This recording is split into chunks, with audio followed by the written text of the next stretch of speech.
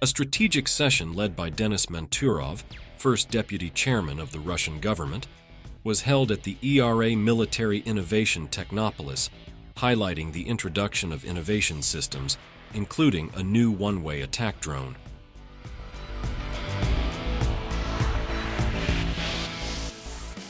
The event saw the participation of Deputy Defense Minister Colonel General Unveils Yevkarov, along with leaders from military management and the defense industry.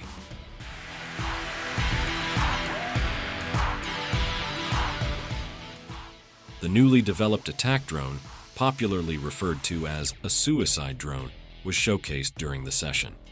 Structurally similar to the American Switchblade 600, the specific characteristics of the Russian drone remain undisclosed.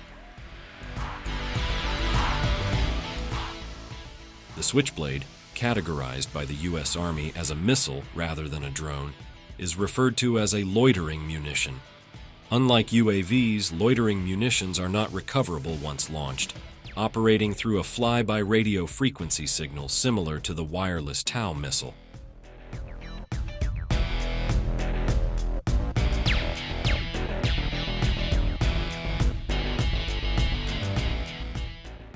The term loitering munition underscores the drone's ability to hover in an area before targeting, a capability that both the new Russian drone and the Switchblade 600 share.